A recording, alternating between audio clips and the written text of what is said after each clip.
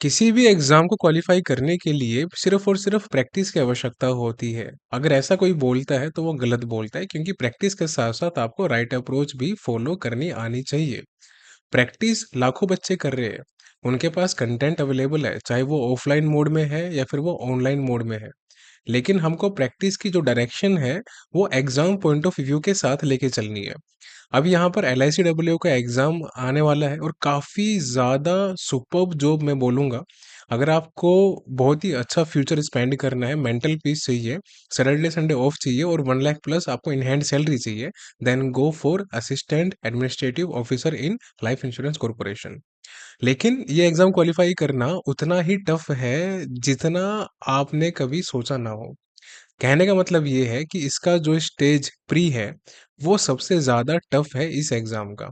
अगर आपने pre qualify कर लिया, तो यकीन मानो आप मेंस काफ़ी हद तक क्वालीफाई कर चुके हो। मेंस में दिक्कत नहीं आएगी अनलेस और अनटिल आप सेक्शनल कट ऑफ क्वालीफाई ना कर पाओ।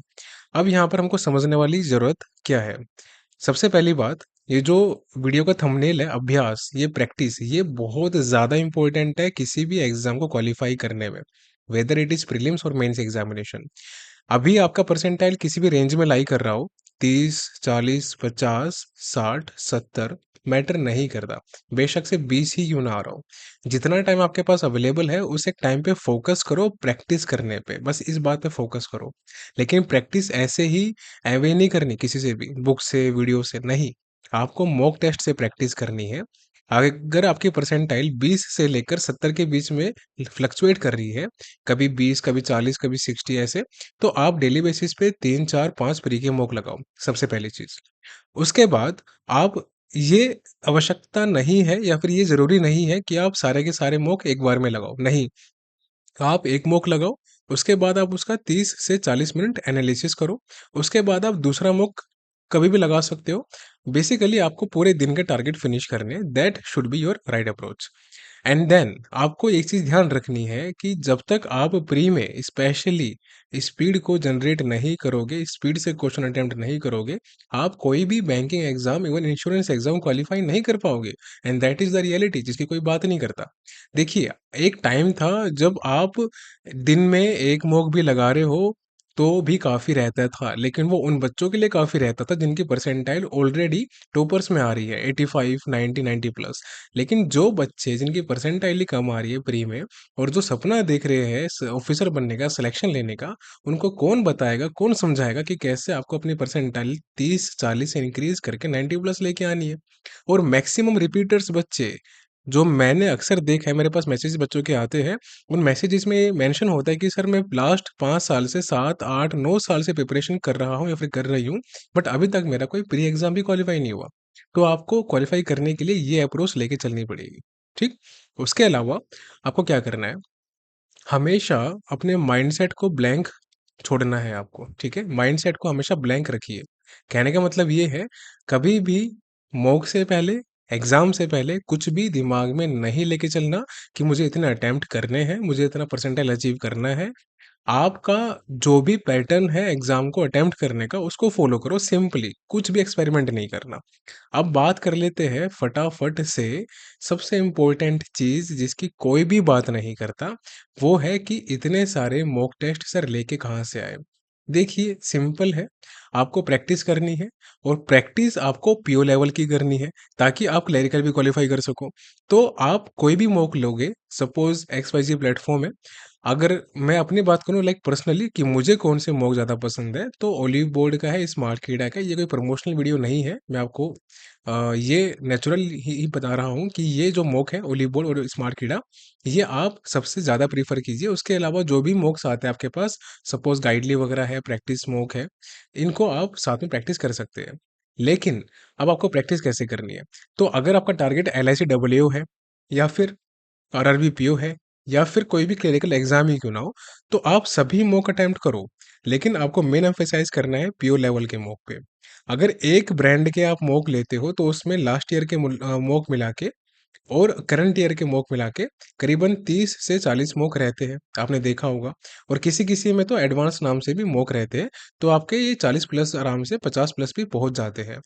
अब आपने अगर एसबीआई पीओ के मॉक लगाए, फिर आपने आईबीपीएस पीओ के मॉक लगाए, फिर आपने आरआरबी पीओ के मॉक लगाए, देन एलआईसी देन एनआईसीएलएओ, तो जितने भी एग्जाम है इनके सभी के अगर आप मॉक लगाते जाओगे ना, आपके पास एक ब्रांड के 150 से 200 मॉक कहीं नहीं गए, सिर्फ पीओ लेवल के। अगर आप क्लरिकल भी अटेम्प्ट करते हो इन बिटवीन, तो यहाँ भी आपको 30 से 40 मॉक आराम से मिल जाएंगे। कहने का मतलब है कि 250 के आसपास तो आपको एक प्लेटफॉर्म से मॉक मिल रहे हैं ना। तो आपके पास तो अगर 2 प्लेटफ़ॉर्म भी है, तो 400-500 मॉक आपके पास अवेलेबल है। इनको लगाओ, इनको ख़त्म करो, तभी आपकी प्रैक्टिस उस लेवल पे जाएगी। क्योंकि सीक्रेट यही है कि जो बच्चे टॉपर्स होते हैं, वो मैक्सिमम मॉक अटेम्प्ट करते हैं। अगर कोई ये बोले और अगर आप एग्ज़ाम क्वालीफाई नहीं कर पा रहे, पिछले 4, 5, 6, 7 सालों से, तो उनकी बातें बिल्कुल भी ध्यान नहीं देनी। वो आपको बोलेंगे कि आपको हफ्ते में 2 मॉक लगाने हैं या फिर 3 मॉक लगाने हैं प्री के, या अल्टरनेट डे पे 1 मॉक लगा लो, काम चल जाएगा। बिल्कुल भी नहीं सुनना। देखो एग्ज़ाम आपका है, क्वालीफाई आपको करना है, सिलेक्शन आपका होगा, उनका कुछ नहीं जाएगा। आप बस मेरी बात मानो और ये अटेम्प्ट करना शुरू कर दो। मैं आपको गारंटीड बता रहा हूँ, रिज़ल्ट मिलेगा आपको, प्रोग्रेस दिखनी शुरू हो जाएगी विदिन 4 टू 5 वीक्स। अब मेंस के लिए क्या करना है? अभी से एलआईसी के मेंस के लिए आपको सिर्फ और सिर्फ 3 काम करने हैं। सबसे पहला, करंट अफेयर्स को लेके चलो मई 2025 से, ये मैंने पहले भी आपको बताया था।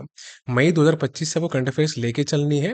वो करंट अफेयर्स के लिए स्पेशली फॉर एलआईसी मैं अलग से वीडियो बनाऊंगा, उसमें इन डिटेल हम बात करेंगे।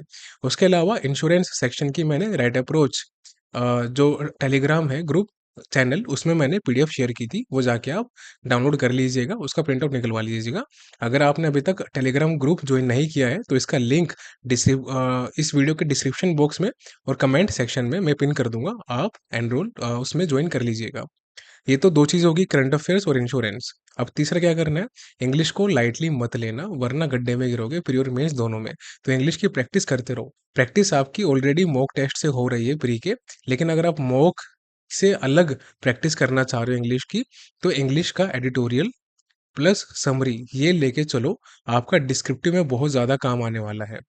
अब एक बात और ध्यान रखिएगा, जब भी आप मॉक लगाओगे, स्पेशली कोई भी मॉक क्यों ना हो, ये गोल्डन एडवाइस है मेरी तरफ से आप सभी के लिए। कभी भी अगर आपका मॉक इन केस खराब हो चुका है या फिर खराब हो रहा है, यानी कि आप कहीं स्टक हो गए किसी एक सेक्शन में, आप उसको सबमिट करना चाहते हो क्योंकि आपको मालूम है कि अब मेरे परसेंटाइल अच्छे नहीं आएंगे, तो ऐसा बिल्कुल भी नहीं करना। उसको फुल अटेम्प्ट करो, क्योंकि वो आपको फेस करना आना चाहिए, ताकि आप मेंटली प्रिपेयर्ड रहो कि अगर एग्जाम में मेरे साथ ऐसा हुआ, मेरे 7-8 मिनट वेस्ट हुए, तो मैं कैसे ओवरकम कर सकता हूँ या फिर कर सकती हूँ। क्योंकि यहाँ तो आप मॉक सबमिट कर दोगे, लेकिन एग्जाम में क्या करोगे? क्वेश्चन मेरा आपसे ये है, अगर एग्जाम में आप 7 से 8 मिनट किसी एक सेक्शन में अटक गए, तो क्या आप अपना पेन छोड़ दोगे? आप गिव अप कर दोगे? नहीं करोगे ना, क्योंकि आप वहाँ पर फाइट करने आ रहे हो, सिलेक्शन लेने आ रहे हो।